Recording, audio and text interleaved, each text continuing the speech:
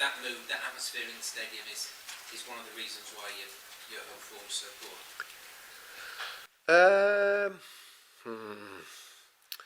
I think mainly is on the pitch. We need to improve. It's mainly there. We need to perform, and we need to, no matter what the mood is, find a good structure and calmness, and do the right thing throughout 90 minutes. I think there is a reason why some, how can you say, home grounds are more, how can you say, successful for whatever reason. Because there's also that part of we can be pushed forward, which I definitely feel we do a lot of times. So the more we can do that as well, the better. Do you feel that any of the players are afraid to do certain things, or become or confidence drains quickly because of? But I think also now it's like with everything. Sometimes a narrative can be truth. Sometimes it can not be true.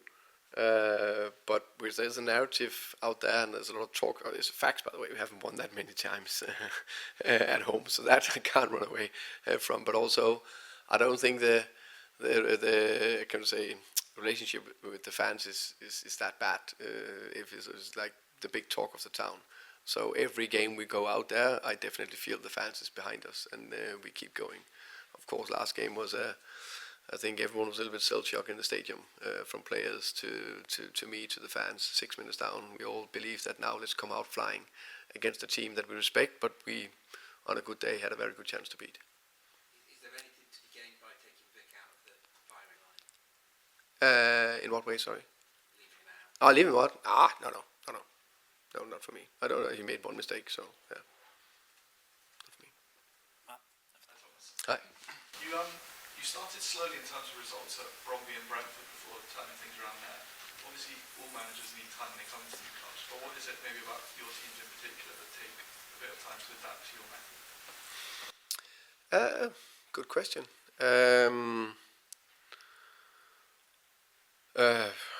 At least I didn't. I started a little bit better here the first 8 games or 10 games than I did in the two other clubs, which is probably good. Yeah, I think there can be different reasons for that. I think when I took over in Brøndby, it was a completely new start. The club was close to get relegated the year before, even was a big club. And bankrupt, so we started more or less from scratch. So that was built into it. Where I think we didn't win in 8, and then we was unbeaten in 9. Brentford the same. We lost 8 out of 10, and then we were unbeaten in 10.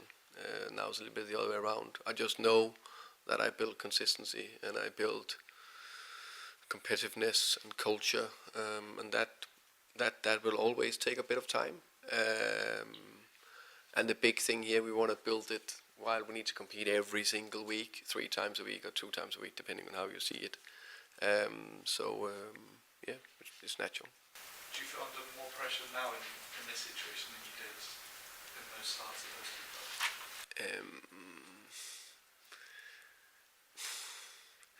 In a way, I got more experience, so I know what's needed. You can say the first job in Brøndby was my first senior job in a massive club in Denmark with massive exposure. I would say, if anything, a little less. But of course, I know there is, how can you say, pressure or attention or that we need to win. And there's been a lot of talk this season about being a new era in terms of the ownership and being sort of ambitious and demanding success. Are you confident they'll be patient and give you that time? Yeah, I'm very confident. I think the ownership seems like, of course, I just starting to know them, but seems like good guys, intelligent people, know how to run business, learning about football, learning more about how they become owners. And I think when we're dealing with intelligent people, they can see every successful, dynasty, every successful club is taking time. Don't have one showcase. Yeah, you have one where you maybe win 1 year or the second year, but you can't sustain it if you don't build something sustainable. Impossible. Sam? That's it. From afar, it looks like you've left an environment at Brentford that's really sensible and pragmatic, and everyone kind of is on board with that and understands it. And then comes to Spurs, which is a much more emotional club, certainly within the fan base, but probably to an extent inside the building too. Do you have that feeling that there's this big difference now in what you have to think about and those emotions you have to manage compared to what you've done in your career before? Yeah. This is more of on another scale, of course, but more like my first job in Brøndby. Just you compare some of it, where, as you say, Brentford was in a different way. No doubt about that. And you can say it's always a challenge when there's big expectations, and no problem with the big expectation if you also have how can you say, earn the right to really compete to the big expectations, which I think is fair to say we haven't done. As I said it, I think then I started, we haven't been able to compete in a cup tournament and Europe and Premier League in the last 6 years. And now we're just coming on the back end from the season where we finished 17th and we did fantastic and won the Europa League.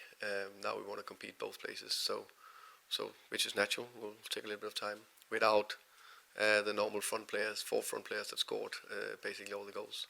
So that no problem. It's just the way it is. We will get there. I'm not in doubt of that. Not in doubt.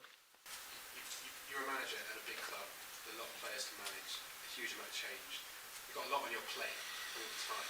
Do you not kind of feel like you've got enough to deal with before worrying about your own fans, building your own players, and then getting grilled by Austin in the press conference? Yeah, it's a short answer, yes. I think the more I can spend time on the players and figure out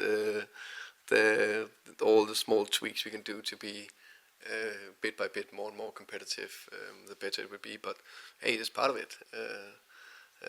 I will not even say unfortunately I'm enjoying these press conferences, but I have of course to meet up here, and that's part of it. And the fans, it is start or end saying with what I start saying, we're nothing without the fans. I guess it's just there are more things that drain you here than perhaps before. Are you feeling that? I think that's fair. And then I think that's linked with your stepping into a new club. You get to know new players, staff, and how do you know them before you need to invest time in them. And then of course with the program, that's of course training as well. But hey, that's part of it. That's why I took the job. John? Hi, Thomas. Can we just clarify the remarks about you made after the match and what you just said earlier on about overall you don't boo during the match seems sensible, statesmanlike, diplomatic. It's just the not true fans bit seems the opposite of that. It seems confrontational and controversial. Are you standing by that? I think it's what I'm standing by. What I think when I said the not true Spurs fan, I am 100% not convinced that I meant with that, just to make it sure, to make it clear, was almost a mocking of one of their own players. So he makes a mistake. I think there's a little bit of booing after that without me, as I remember it. You probably have seen him after. I think the next ball he clears, there's like a cheering. You can't do that. The opponents can do that. Can't do that as a fan. So in that sense, that's where I would stand by that quote. I said that. The booing during, I don't think it's helpful, but we're all different. That's what I mean by it. It also seems that the players decided not to clap the fans after the game. Are you happy with that? Are you going to instruct them to do that, or are you going to let them do what they feel is right?